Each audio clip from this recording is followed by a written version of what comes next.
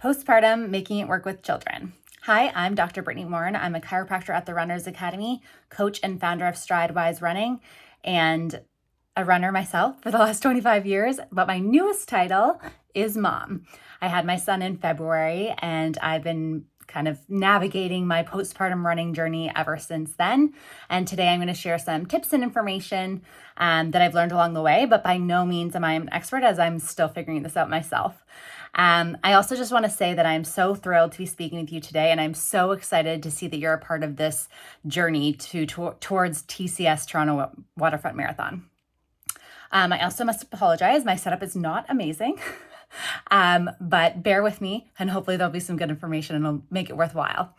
I am going to refer to my notes just to make sure I don't miss anything, so bear with me.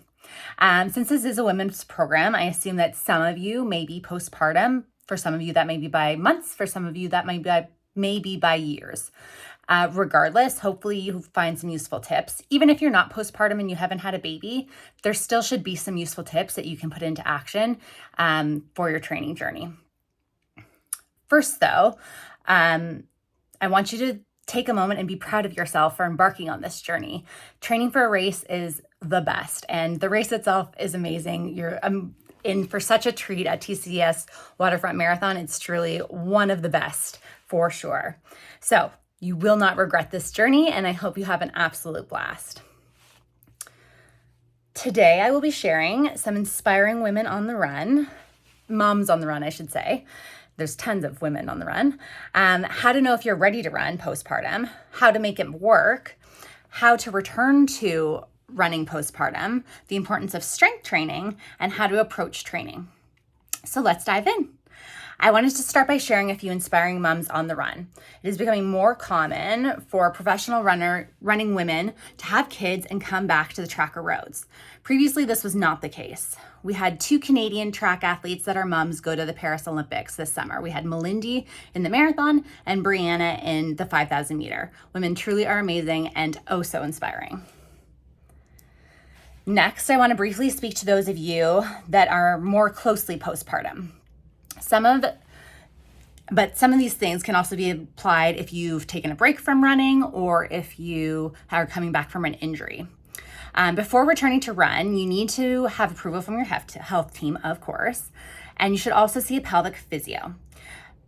Please note, though, if you are years postpartum and you've never seen a pelvic physio, I would still suggest seeing a pelvic physio. Symptoms like leaking when you run or jump or sneeze are not normal and should not just be kind of pushed off as something that happens postpartum. So if you have had a baby or you have those issues and you haven't had a baby, I would definitely seek seeing a pelvic health physio.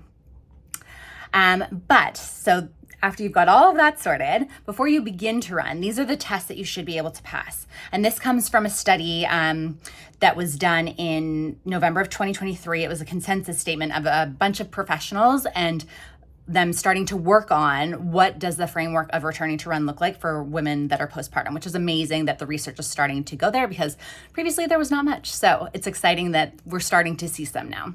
So the tests that they came up with that you should be able to do before you start to run postpartum are walk for 30 minutes, single leg balance, 10 seconds a side, single leg squat, 10 per side, jogging on the spot for a minute, forward bounding times 10, hopping on the spot for 10 times, running man 1 minute per side, calf raise 20 times, single leg bridge 20 times, single leg sit to stand 20 times. So those, and like I said, those also can come to play if you took a break or you're injured and you're coming back to running too. It's just good tests to be able to check off to make sure that you're good to run. Okay, so you're ready to get running, but how are you going to get to make it happen? And from a timing perspective, you have now these other humans depending on you.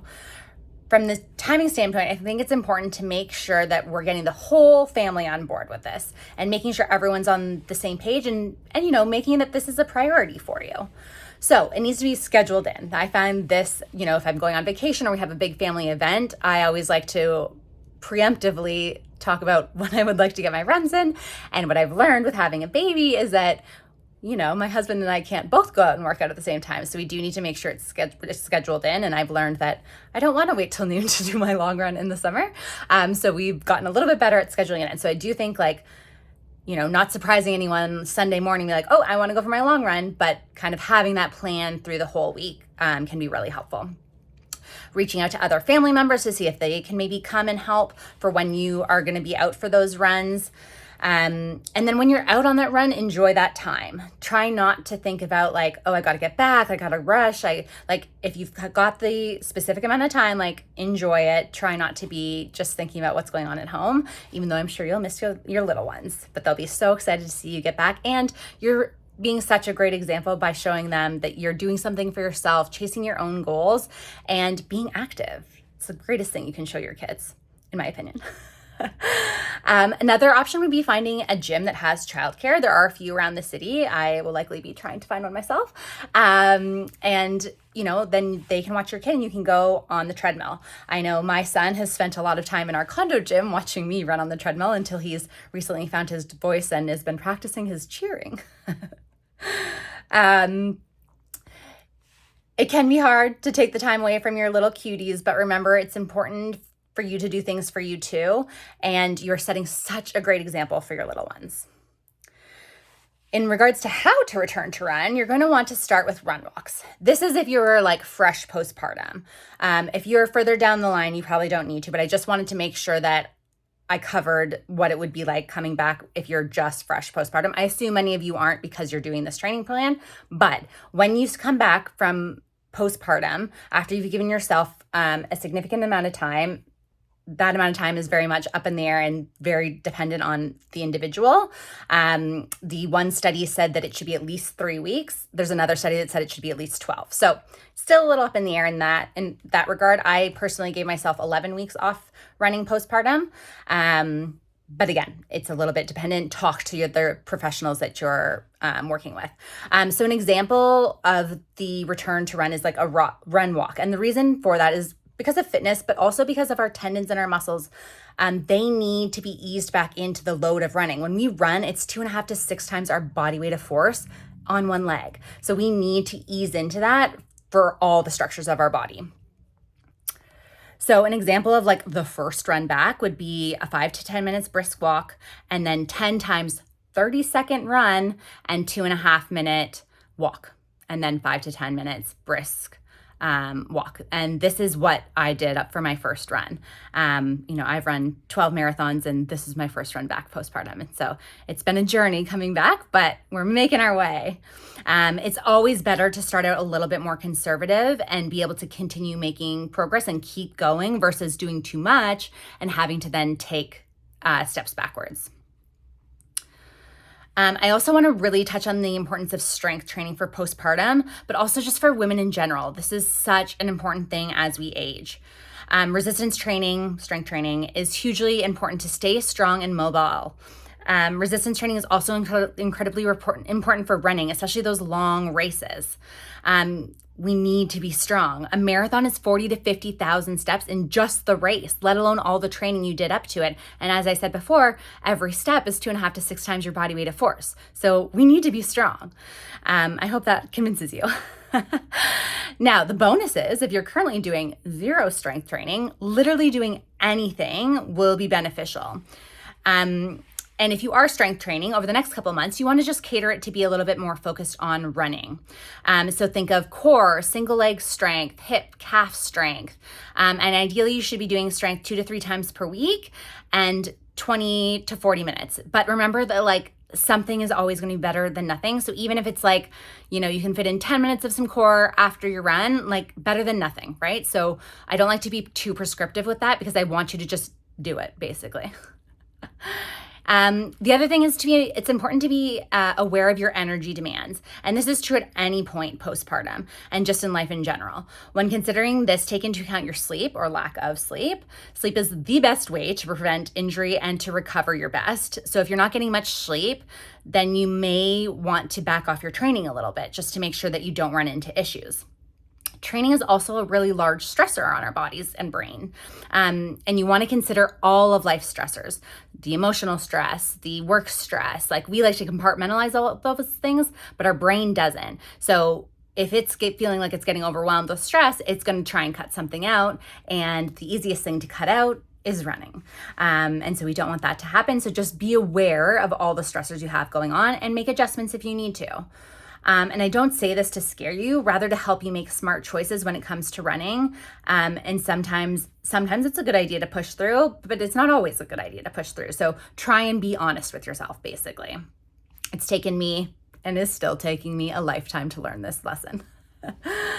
Lastly, I think it's important we address how to approach running, or training, I should say. The word I want you to think about is adaptable. Training plans rarely go to plan, and nor do they have to. Of course, we all like to check off the boxes, do every little thing that's there, but sometimes that's just not possible. So allow yourself to be adaptable to life and allow your training to fit in. Now, when training for the longer races, you want to prioritize those longer runs. We need to get that time on feet. So coming back to scheduling this with the family, really making sure that this is a priority for you over the next couple months as you're training. The other thing you want to think of with this is something being better than nothing. So even if you can't do the workout that's on the training plan, or you can't do the full run, doing something is still going to be more beneficial than not doing anything, just like with the strength training. So try and think of that too, of like, something's better than nothing, but you're going to allow yourself to be adaptable to life as well. So even just getting out there for like 20 minutes, even if it's supposed to be like a 40-minute run, 20 minutes is going to be better than 0 minutes. And rather than thinking about like, oh, should I, shouldn't I, I'm not sure how, just do it. Don't think about, like, just get out there and do the 20 minutes rather than thinking about it for 10 and then only having 10 minutes left. Speaking from experience. So hopefully this has been helpful and you have found some useful tips. In summary, make sure you're ready to run. Prioritize and schedule in the runs with your family. Start conservative when coming back to running. Do not skip the strength work. Be aware of energy demands and other stresses. Be adaptable. And lastly, have fun. I want to wish you a very successful training block, and I hope you have a blast out on the race course in October. I will be out there cheering, dressed as a banana. Hopefully you'll spot us. And as I mentioned at the beginning, you should be so proud of yourself for taking part in this. Be sure to enjoy the journey in getting to the start line, because the race is truly just a celebration of all the hard work. Have fun.